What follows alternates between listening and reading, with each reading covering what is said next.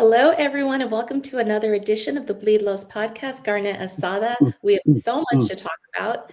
The Dodgers swept the Rockies. Kershaw looks solid in OKC, and there's a four-horse race going on in the NL West. All that and more coming up next.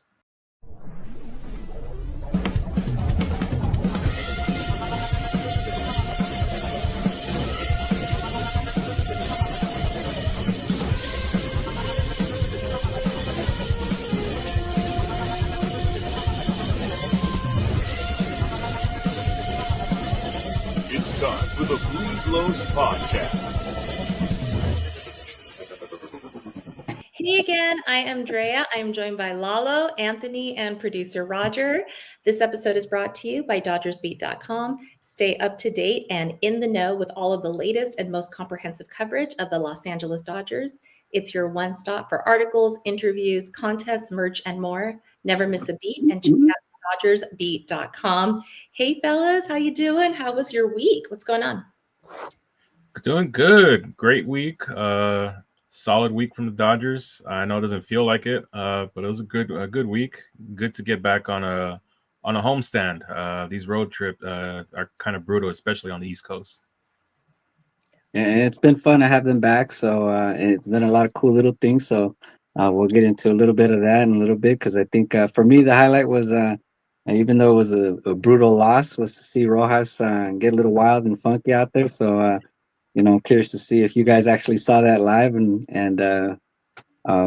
let's check it out. How you doing, Raj? Yeah, let's do it. I mean, good week. I thought it was a good week as well. 4-2.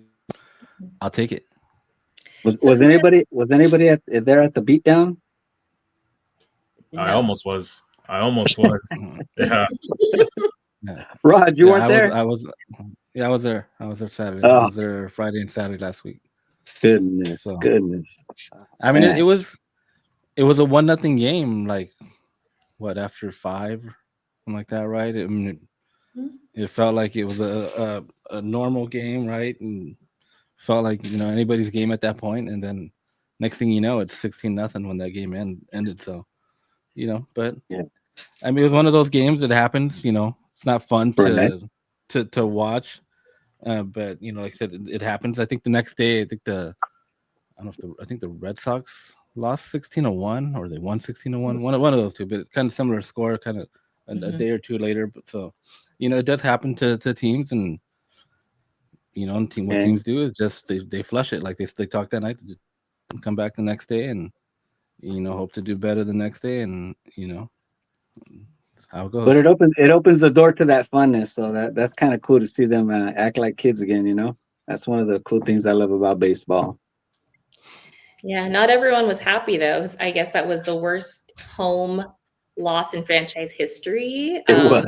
And they broke a record from 1898, where it's 15-0. So people didn't really think they should have been messing around, or Rojas shouldn't have been joking on the mound. But I mean, I finally got a laugh, and I was not happy when I was in that part. So I thought, okay, it is one loss. One loss is one loss. But I mean, I saw some people. Well, there's this one former MLB player that he's kind of really in tune with that, kind of what's going on with the game, and kind of how things are changing, and kind of how it's getting away from what the game was. So I think he wasn't too happy with Rojas going out there and throw. I mean, it's well, by the time he came in, I think he came in and they hit like 10-0 or 11-0, and then he ended up giving up some runs in the ninth, so 16-0. But I mean, yeah, the guy's out there having fun. He's imitating his teammates. They're looking at him, and they're cracking up. His Yamamoto. Actually, the only one I noticed, because I was in the press box that night, and I can tell he was doing Landon Knack, right, because he was leaning back, and I wasn't watching the monitor, so I didn't really know he was doing the Yamamoto and the Kershaw. So I knew he was doing Knack, but yeah, I mean, I remember he did Knack. I think last year he got into a game as well, and he did Knack as well.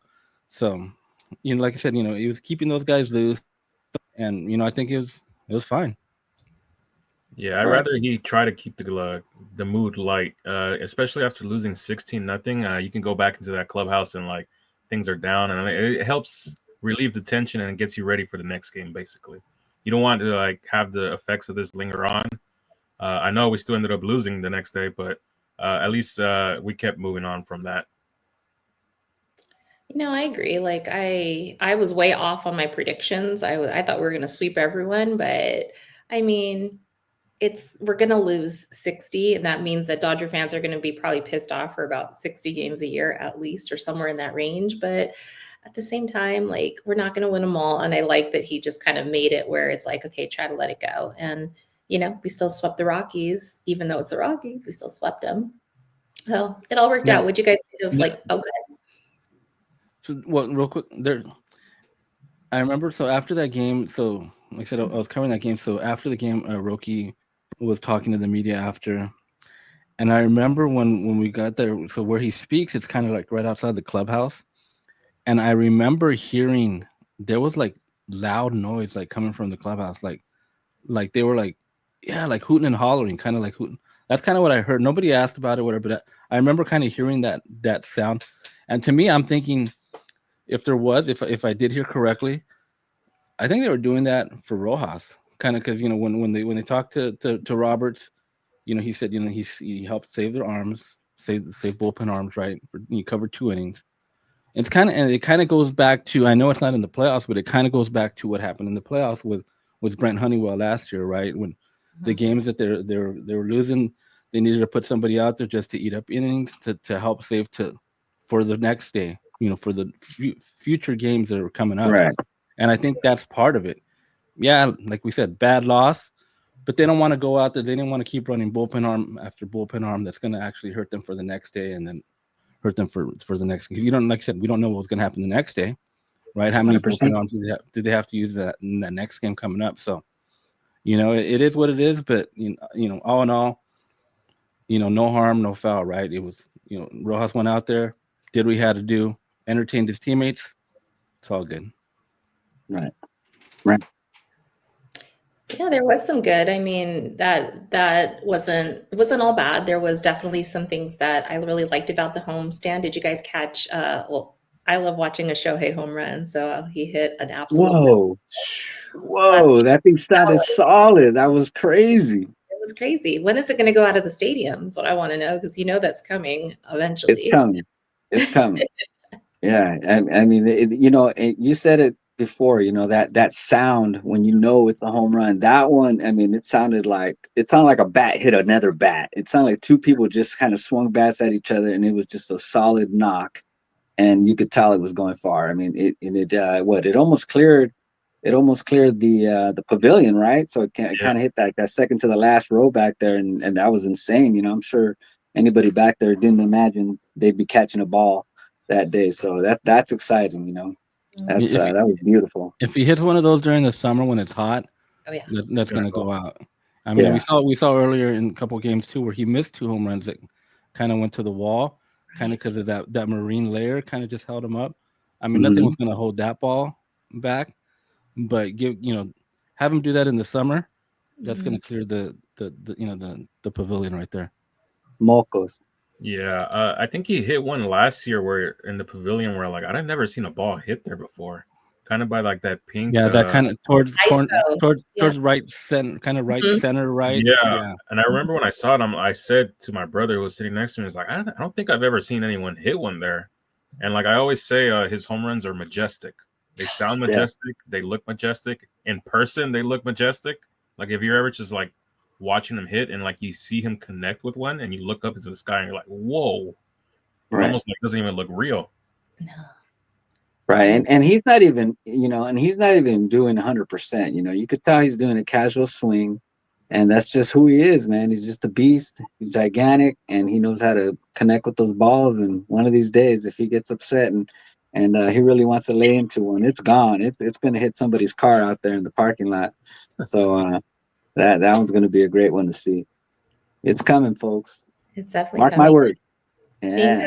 He's got 6 homers now on the season. So he's tied with, as far as Dodgers, he's tied with Tommy Edman. Tommy Edman has been killing it. Like every time I see him, he's doing something amazing. So, and he's nowhere near the size of Shohei, but that guy has some power. So it's been fun watching him. And if you look at his Savant page, it's red.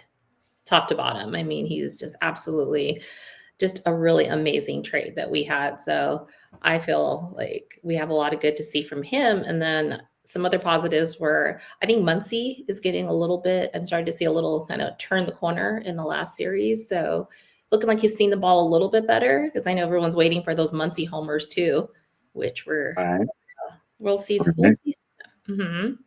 Well, Tommy's turning it up for sure. I mean, it's exciting to see what he can do. He's got that high baseball IQ, and and I'm not sure if you guys were able to catch his mother throwing the first pitch, and it was kind of cute. Yeah, it was kind of cute. She said she was practicing all week long, and then she went up there and she baba booied it. So it was kind of funny, kind of cute though. It was nice to see her doing something like that, and but it was awesome. That was a cute moment. Definitely cute. Yeah, Tommy Edmonds is my bold take. He's going to be playing in the All-Star game this year. The way he's up to it, I think That's right. nothing's really going to stop him. He's very even keel consistent, which I like in a ball player, especially someone that plays multiple positions like him. I remember not knowing much about him when we traded for him last year. He was kind of just like the throw-in because I knew who Michael Kopech was. I had seen that name before and I had followed him. But Tommy Edman is kind of like, I don't know who this guy is. And he was hurt too. So it was like, we're trading for a hurt player and you really don't know if he's going to come back healthy or not.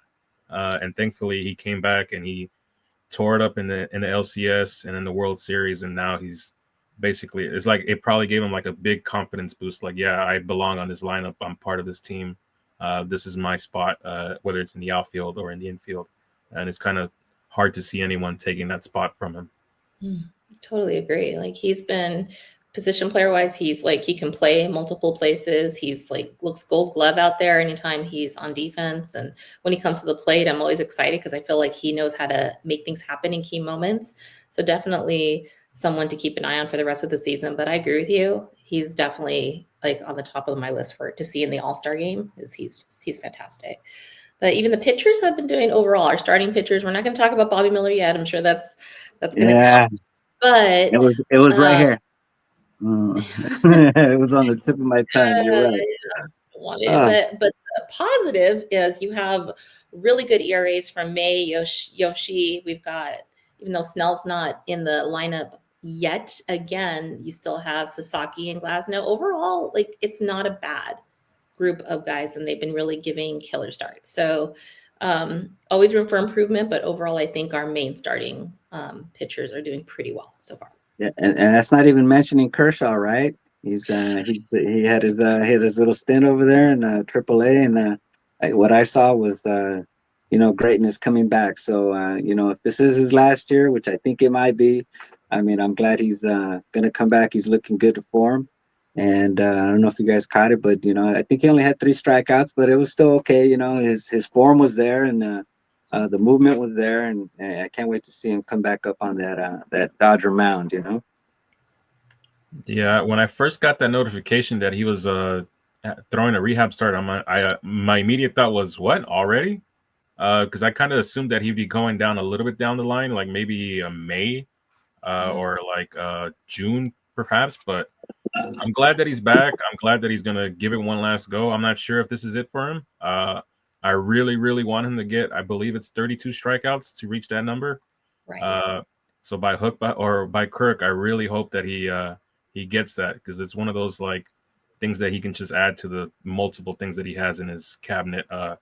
Whether it's the MVP, World Series rings that we all talk about, it's just another feather in his cap. So I really do hope that he's able to achieve that. And I really hope it's at home and it's not on the road somewhere. Selfishly, Right. I would prefer to be here at Dodger Stadium because we know the kind of reception that he would get, and we'd stop the game and we'd make it all out for him, compared to like if he does it somewhere in, I don't know, Cincinnati, something like that. It just won't feel the same. No, I agree. I'm going to probably want to get tickets to all those Kershaw starts, so that's going to be a hot ticket for sure. Yeah, he's just 32 strikeouts away from 3K. I believe I saw somewhere there's 20 pitchers that have reached that milestone in the history of the game. So definitely, he's a Hall of Famer already, like we've discussed. But that's just another, like you said, another feather in his cap. Reaching that 3K, strikeouts. But yeah, I mean, he did. He looked good in OKC. We had one of our other guys from the other podcast there covering it. Jacob was down there. He got to talk to him after the game. He's excited. He's ready to come back. Yeah. He's looking forward to it. He's just putting the work in. I mean, it is. I guess caught a lot of people kind of like, whoa, he's already in a rehab. Like, I mean, we're towards middle of April. He's eligible to come back, I guess, at the end of May, kind of, because he's on the 60-day IL. So around the end of May, he's eligible. So he could come back around there, early parts of June. It kind of gives him about a month, which is a little bit over a month to kind of get ready. It's basically his spring training, right? That was kind of his first outing. He went out. He's in spring training mode right now, getting ready and building back up. And yeah, I think we'll definitely see him. Remains to be seen how he's going to be used. But as we're getting into the rotation, right? Mel's not there right now. We don't know when he's coming back. They've had to have someone come in. Right? They've had Knack come in and Bobby Miller this time around, but next time around, they probably won't. But in the upcoming series, they might need someone again, to fill in kind of into that 6-man rotation. So, but you can never be down on having pitching, right? The more pitching, the better. And I think having a guy named Clayton Kershaw coming back to help your rotation, that's definitely a positive. I think he also really pitch in the October, so he wants to pitch in postseason. I really hope he gets that opportunity. So it's all about keeping him healthy too. All right, a couple fun facts here. Let me see. We're talking about Kershaw 3000. All right, he'll be the one of 20. You're correct, right? And only 5 of those guys did it all in the same team, and only one guy has won 3 World Series rings, and that's Curt Schilling. So, Kershaw stands to be the second one with 3 rings and 3,000 Ks. So we'll see, man. This is going to be exciting for him, and I would love to see him in that World Series finale, and who knows, maybe even wrap it up. That would be amazing. That would be an amazing end for him. That would put him like right there, finish his career kind of Kobe-esque, just on top, and that's how we always remember him. So I would love that. So definitely look forward to him. But on the flip side, Miller, give it to us. Yeah, I mean, the streets are saying he's cooked. No, I said the streets. I started off like, okay, he's look. I was watching his innings, and I was actually pretty okay. I was liking it. Like when I was seeing, he had 7 strikeouts, and anytime you have 7 strikeouts in 3 innings, you would think that you come out on top. But right, from my perspective, it seems like once he gets traffic on the bases, something happens mentally, and he just doesn't know how to close it out. I don't know. What did you guys think? Yeah, it's rough. It's really tough to see because at one point we thought this guy was going to be like the number 1 ace to replace, not replace a Kershaw, but at the time to follow up behind Buehler maybe. And like it's hard to see like where he's at now because I don't know if he's going to be able to get himself out of this mental hurdle that he's facing because the stuff is still there, but like he's obviously going through something mentally whenever he gets traffic on and he can't get past it. Like he'll walk a guy and he'll start the at bat with the next person, but he's still probably thinking about walking the guy that he just previously faced. So I don't know if it's something just like where you have to kind of like sit him down and tell him like, yo, you have a mental hurdle and you have to get over it. Because a lot of guys I remember had the yips and like it's something that they can't get over. It's just you can't explain it. They just have it. Right. They have a fear of, I think it was John Lester had that fear of throwing over to first base. So that's why guys would steal like crazy on him. So I don't know if it's something that he's going to be able to like beat mentally because he really, I don't want to give up on him. I'm going to be stubborn on him at least until just results are just not going in his favor. So hopefully it's just the mental hurdle that he has to clear because obviously he's still very young and it's kind of hard to see him struggle at this level. Yeah. Right. Yeah, I'm going to say on the positive side too, I'm going to say he just hasn't done it yet because obviously, these things do come and go. And with every ball player, whether it's a batting slump, whatever it might be. There's always more behind the scenes that we don't always see, and who knows? Maybe he's going through something on a personal level that's getting to him. And once these things get all straightened out, or he might just need a talking to, and he's in good hands, that's for sure. So we know that the pitching staff there is amazing, and he's got plenty of legends around him. So hopefully he snaps out of it and does what he's supposed to do and just stays consistent. Because you're right, he had 5 strikeouts in the first 2 innings. That's just one shy of striking out the side twice in a row, and we know he's capable. We're just gonna keep rooting for him and hope he snaps out of it. Do you think he gets another start before they make a decision on him? Well, they already sent him back, so he's not getting a start here in LA. Not on this round. No, yeah. I mean, and Roberts had mentioned that yesterday too. He was a big start for him as far as what they saw, how going forward. So it didn't go good. So I mean, I don't know what's kind of next for Bobby Miller. I mean, right, he'll be in OKC, and he just has to continue to work on those things that are messing him up. He's not closing out guys. Yesterday, he's handed that 7-1 lead, and next thing you know, it's 7-6. So like Dave Roberts mentioned it, he's got to be able to go in deeper with that lead and continue to get deeper in the game. And a couple years ago in 2023, this guy, like Anthony was saying, this guy was kind of the next guy, the next Walker Buehler coming up, right? He was that guy, and then he struggled in 24. He's starting off with the struggles again in 25, and the thing is, he's under team control till 2030. So they have him for they're either gonna have to figure out what's going on with him, or if they want to trade him. There's been some trade rumors out there for a guy named Luis Robert from the White Sox. So if people want to go ahead and trade for Luis Robert, I mean, I don't know if Bobby Miller would be part of something like that. A couple years ago, he was actually in some trade rumors with. I remember the Cardinals wanted him. The Cardinals really wanted him as part of, I think, like in an Arenado deal. So those are all things that are probably on the table for Bobby Miller right now. Is kind of seeing where he's at. That's the one thing too. Like if they do trade him, he has that 5 years of control, and a team is going to see that and be like, okay, I think we can do something with that. I just can't get that picture out of my head, like when he had the futures game with Diego Cartaya. Oh, I saw that yesterday. Yeah. You see it? And I'm thinking, prospects don't always work out, even though that was like in my mind at the time, that's the future of Dodger baseball, but you can see how things can change on a dime. So, well, look at Vargas over with I think he's with the White Sox, right? And, poor guy, man. He went from the highest high to the lowest low. But one more thing I'm gonna put on the table for Bobby Ice is maybe the ghost of Tommy Lasorda just grabs him by the chest and just kind of roughs him up a little bit and throws him up against the locker and tells him, like he told Hershiser, you got to get out there and be a bulldog. Don't let that other guy intimidate you. You go up there and you change your mentality about who you're gonna be and what you're gonna do. And it worked for Oral. And, I'm going to pray for Tommy's ghost to show up at Bobby's house. Yeah, no, I think that he can use that, or maybe a hypnotist to kind of help him forget.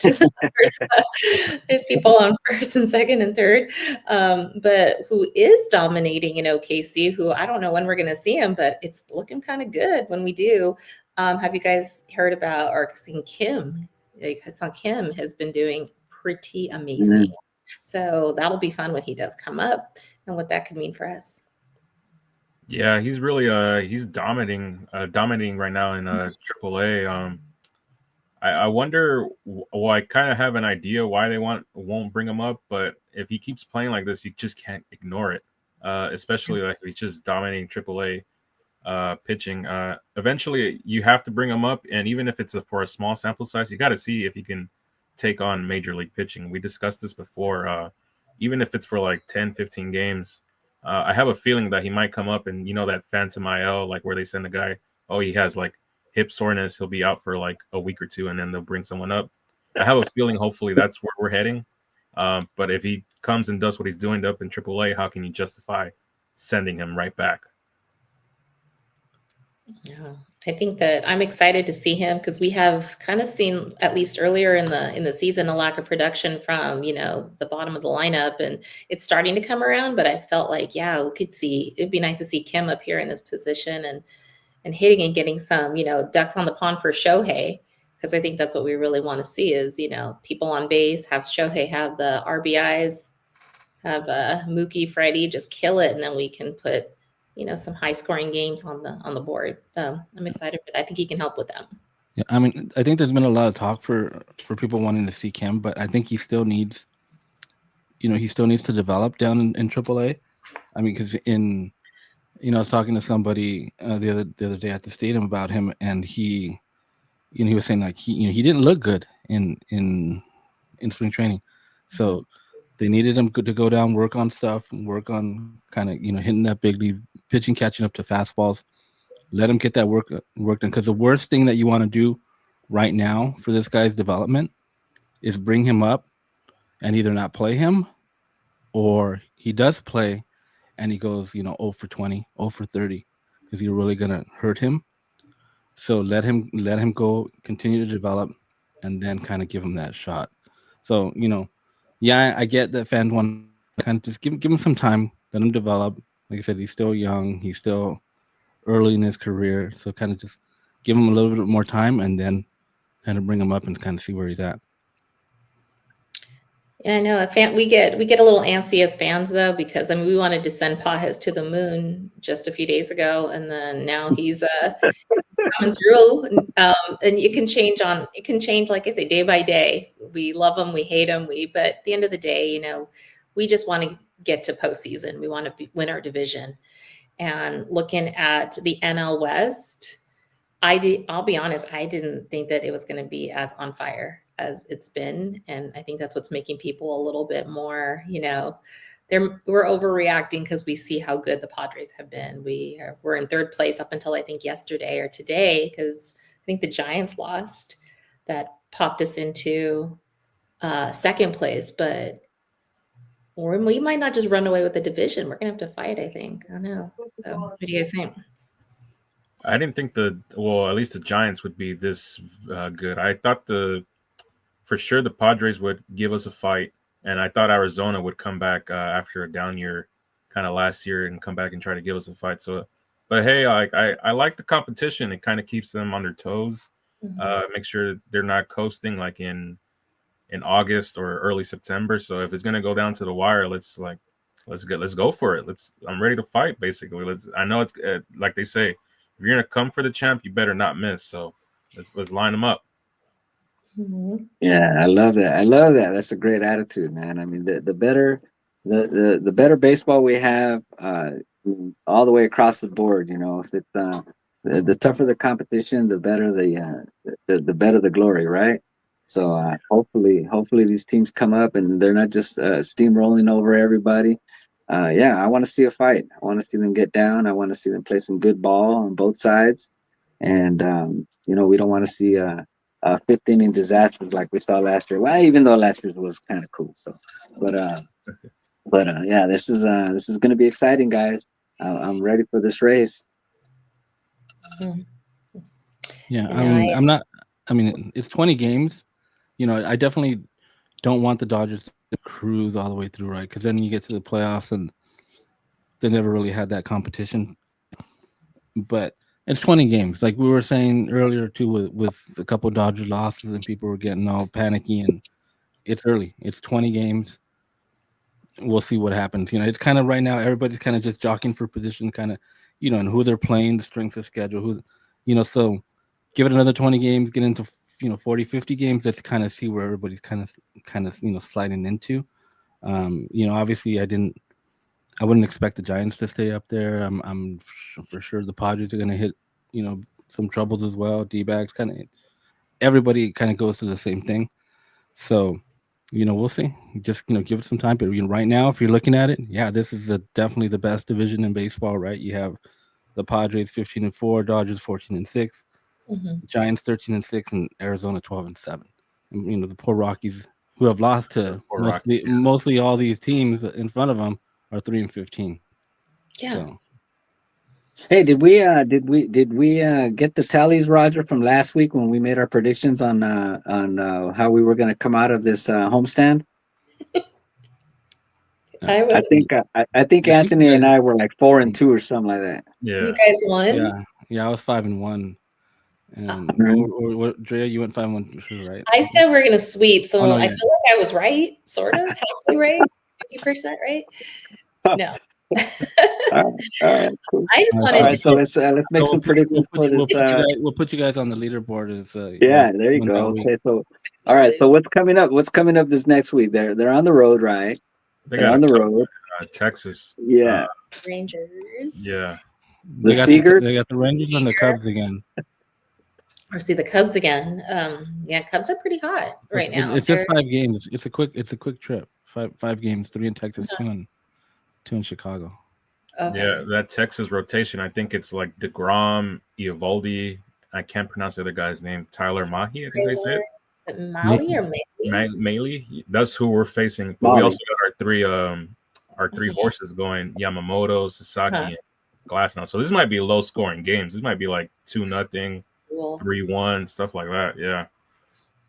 Yeah, that's going to be fun to see. But yeah, I think Yoshi has been pitching so lights out. I hope he can continue that because he's been fun to watch. And if he continues this, he can definitely be on the, knock on wood, the Cy Young shortlist. So I'm loving that. I'm hoping Roki Sasaki's kind of watching that and seeing how, hey, that's his future because we know that Yoshinobu Yamamoto had a little bit of like a rough start, but then he got it together. Now, when he walks around, you can tell he has confidence this year and he's really hitting his mark. So I think Roki has the best mentors in the clubhouse. And I think that that's only going to make him better too. So I'm excited to see the growth of Sasaki in this.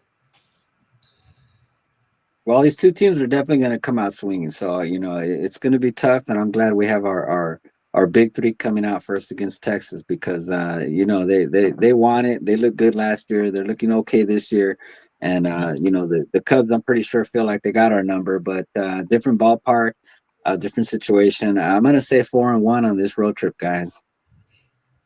What do I think?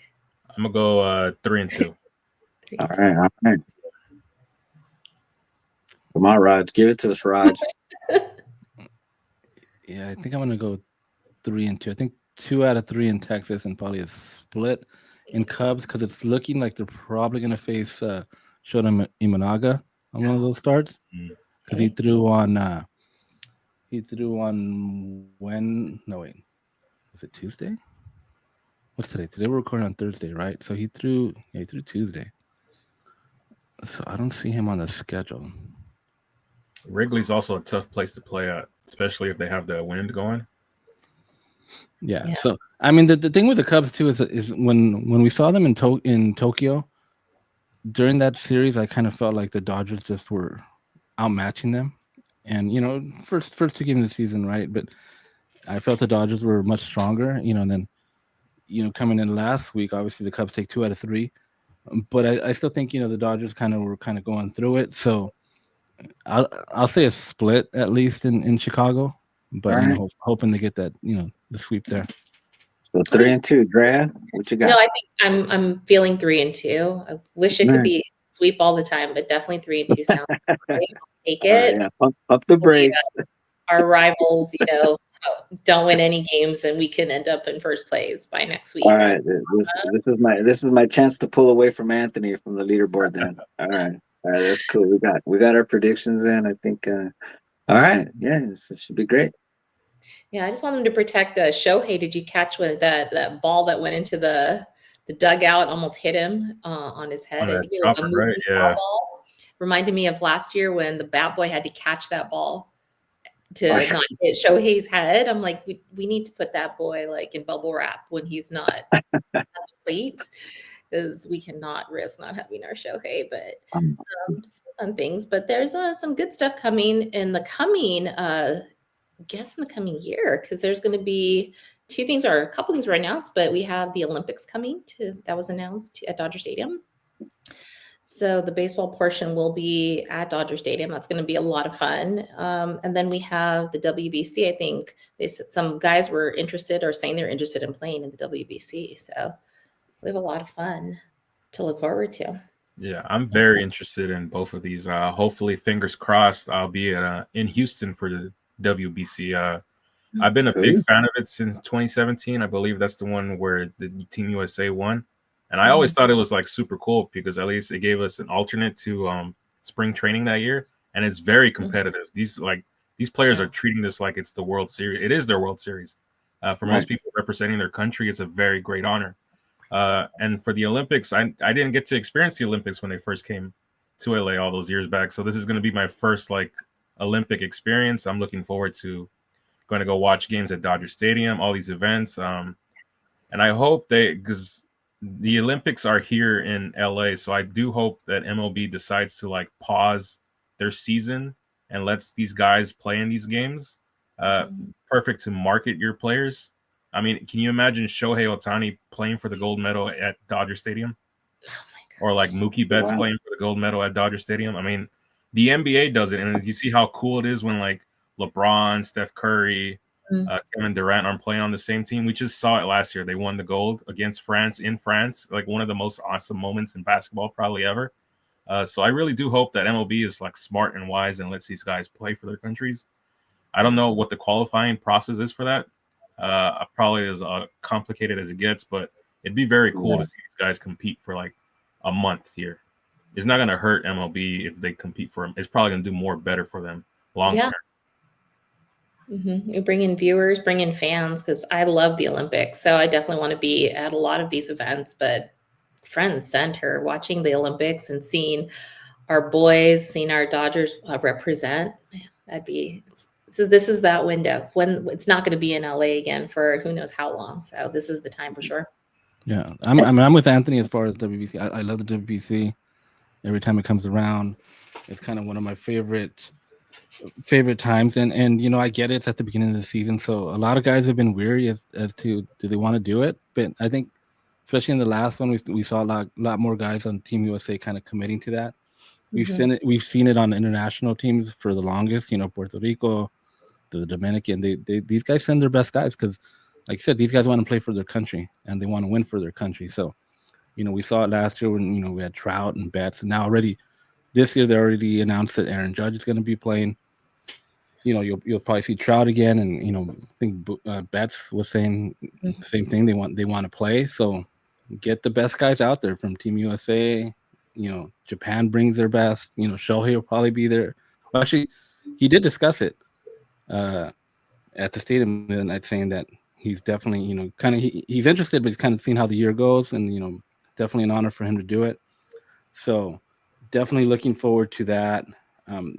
And you know, same thing if you know, if the Olympics, if they can use professional players, you know, baseball players for it, it's going to be so much better. But right now, you know, with Anthony talking pausing the season, I don't see that.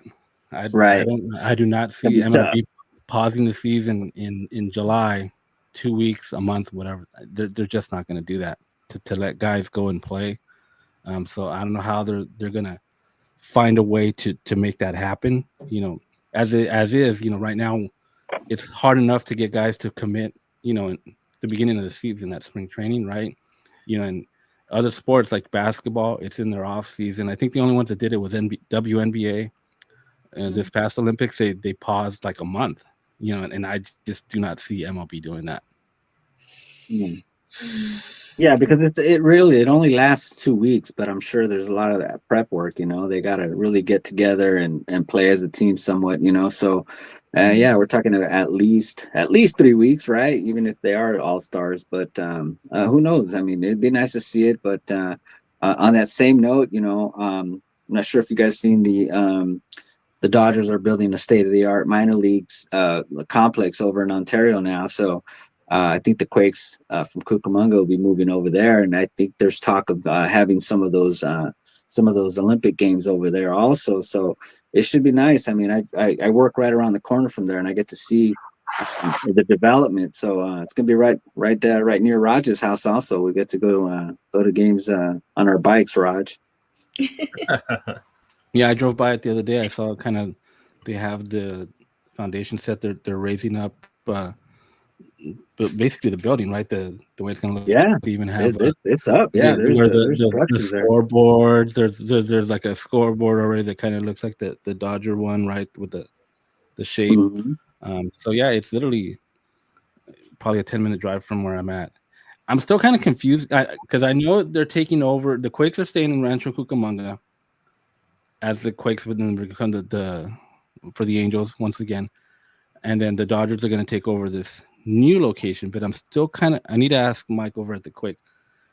I'm not sure if the people there with the Quakes are moving over, kind of the organization, because I heard him say something like the organization is moving, but the name is staying with the Quakes. So I got to double check that. So I don't know if Yeah, all 'cause the they did flip flop a few years back. Remember the yeah 66ers and the Quakes flip flop because yeah I'm I mean fighting. that Yeah, happens kind of like all the time. Like there'll be one franchise for like 5, 6, 7 years, and then someone else kind of takes over for them. But yeah, the Quakes will remain in the Rancho Cucamonga will remain in Rancho, but as part of the Angels, and then the Dodgers will get the new team in Ontario, which is still unnamed, and I think they're I'm not sure if it's still going on, but I know if you went to like the Ontario website, they had where you could actually submit a name. So if you guys had a chance to submit a name for Ontario, this new single A franchise for the Dodgers, what would you name them? oh my goodness, Ooh. wow, man. I mean, are we talking like playful or because even like Quakes or whatever? Cause, Whatever Right? you want to name them. I mean, sometimes they're named kind of what for kind of what's in that area. And I was looking like, okay, what's in Ontario? What's Ontario known for? What's that kind of that area of the Inland Empire known for? Like, I don't know, Mhm. name something like that, or kind of what would you name them? Well, I like that last year, the minor leagues had, the last couple of years, they've been doing this like Spanish teams, and the Cucamonga Quakes last year were the Chaquetas, which is they used Joe Kelly's image with the mariachi jacket, and every single team across the nation picked some sort of like Spanish themed. What Um, the miners do they do a thing every year where they have kind of like an alternate eagle yeah, type of I, name. I- I'll take that one. The Chaquetas was cool, man. That was They even had something with I think it was barbecue or barbecuers or something like that. Yeah, there was The all kinds Quake of cool ones. Check it out. Yeah, if you haven't seen it, check out the whole list. It's all a bunch of like you know, uh little cactus guys with sombreros, and it's all just silly like Hispanic themed logos. So check it out. Hey, I'm down with chaquetas. How about you, Anthony? You got Off the I can top see you of my head, brainstorming over there. probably like Ontario Blue Dogs, play Blue on Dogs. Dodger Blue and Dodger Dog. Yeah. So combine All the right, two, Blue Blue Dogs. Dogs. yeah. Yeah. Give it to me, Drea. Drea's got it in her head right now. Terrible at naming. No? I named a fish macaroni. There's no way I can name anything at all. I mean, I'm terrible at names. Uh, All right. I Rod, really you got a name, Rod? Yeah, I mean, I don't know why I keep thinking they're just gonna keep it simple and they're just gonna call them the Dodgers, the Ontario Dodgers. I don't know why that just kind of it seems like it's the most logical name for them to do. But I've seen a lot of submissions of people that or people that were commenting on this, and I think one that would be pretty cool and pretty. I think it'd be really cool if they did it actually. And they kind of mentioned it after Fernando's death, the Ontario Toros. So I think There would you kind of be go. cool. That's nice. will. Yeah, Man, wins. that covers all the bases. That's beautiful. I like that. Yeah. Yeah. Yeah, that's it. So, That's the That's winner. ultimate city connect right there because connects to the people. And yeah, and honors Fernando. So you win, Raj, for sure.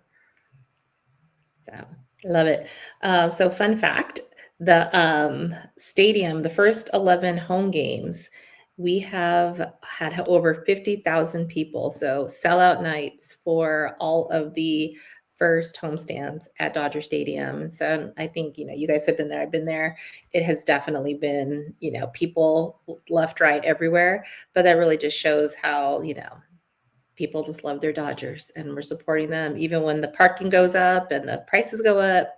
you still got a stadium full of fans, and the sounds have been amazing there. So it's just exciting because I think we're in for, just full support. And I think the guys feel it. They say that they feel it and they see it. And so it's been really fun. It's been good times at the stadium. On pace for over 4 million. So we've never hit that, have we? Yeah. No, they're always at 3.89 in that range. So 4 million would be something pretty cool if they can do that this season. That would be amazing. I think it's possible. I mean, also they have all those great promotions, but I think that just Shohei and the fan base, and you see people from all walks of life. I just think that we have so much diversity at the games. So it's just fun to see it because, we love our Dodgers. So all good. But we're going to start getting ready to wrap up. Do you guys have any closing thoughts as we get ready to go into this week? Closing thoughts. No. Go Dodgers. There you go. Well, yeah. Good enough for me. I'll take it. Go Dodgers. Well, that is going to do it for us on this episode of the Bleed Los podcast. Be sure to check out DodgersBeat.com and the entire Bleed Los network for videos, interviews, behind-the-scenes locker room content, and more. Also, don't forget to follow us. All of us have, except for Lala, we have our socials on the page. You can find me at Instagram at RavineQueen1958. You can find Anthony on Instagram at AnthonyAcosta_, and you can find Roger at Los Royers on X. This episode was brought to you by DodgersBeat.com. So until next time, go Dodgers. See you guys. Bye, everybody. See ya.